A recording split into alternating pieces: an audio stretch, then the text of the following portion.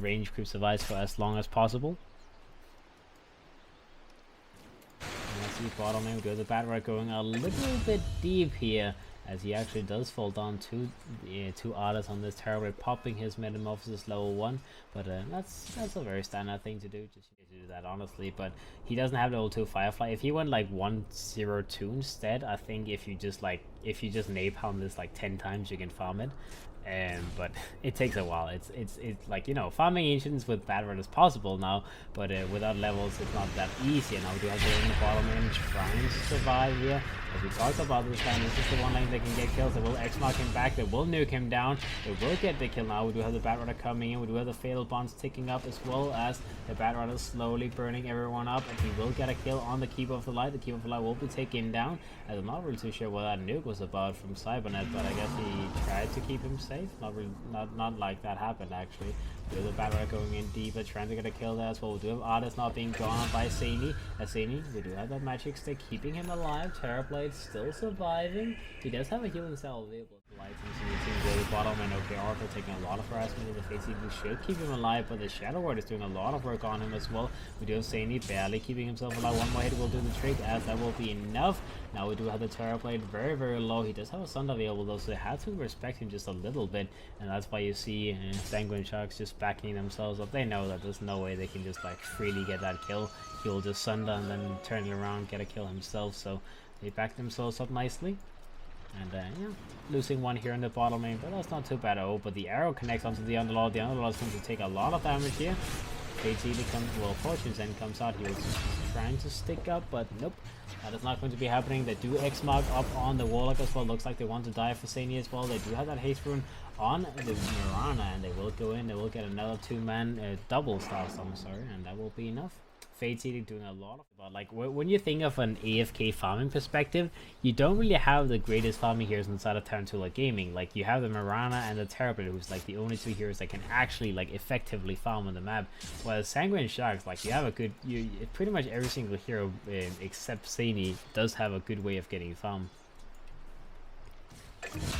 Alright, top lane. Actually, the PA getting jumped on as Lolico with his Vendetta. First use of his ultimate will get a kill here. Keeper and Cyberman making a nice rotation. They do bring down the PA. They'd missed the action, sadly, but you know, that was seemingly just a very smooth rotation by the team. So I don't think they want to do that. Jiang is just spamming his spells as much as he can, and Lolico is dropping down very, very low, as he may have to just take it back.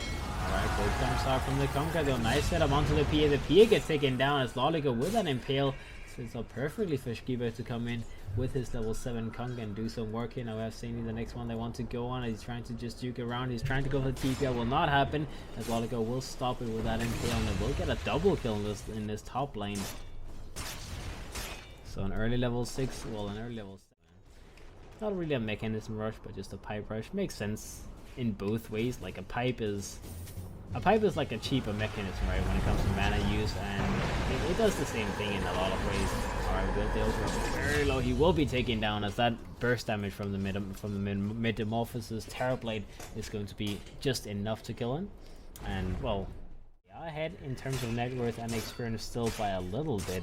So let's see if they can keep up this pressure. They are trying to push down the tier 2 tower as well. They know the Terrorblade does not have Metamorphosis available for the time being, but I guess this is going to be enough of the fun. They will just go back, pop the healing ward, and then they will have to make the other ward coming out onto the next assassin. They do have a sentry ward put down, so Lolico is not able to just get a easy jump on him. They will put down a sentry ward themselves, just making sure that Lolico will not have to deal with spamming his Pit of Malice, and Firestorm makes it very, very annoying to push into, as they haven't been able to take one single tower yet inside Tarantula Gaming, something that's very atypical for a Terrorblade lineup. Usually you see like towers dropping down at 3 minutes, the other lads are coming out onto Lolico in the backlines. Ghost comes out, Bale's the one getting hit with the Batrock as well, the PA getting hit as well. No one dropping down though, as they do survive. Jiang gets X-marked up, he will be gone on. Cybernet gets a kill on him with that Purifying of Flames. That is going to be a 1-for-2 trade-off, as the Terrorblade ends up dying in the meantime in the background from the Golem use of Sani. So Sharks, they still come out ahead of that fight. They will now be transitioning this into a push,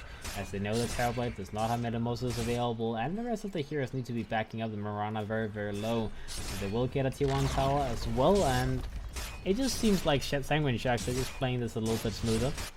You know, you save your tier 1 tower, you lose the PA, but that's like a small thing. He doesn't have his BKB yet, so it's always going to be very damage here. He does have that, keeping him alive for the time being, but this should definitely be a pick off as SHARKS.Dale. He will not be surviving this one. Cyberknight will get another kill for himself. Suddenly he's sitting on 1000 gold.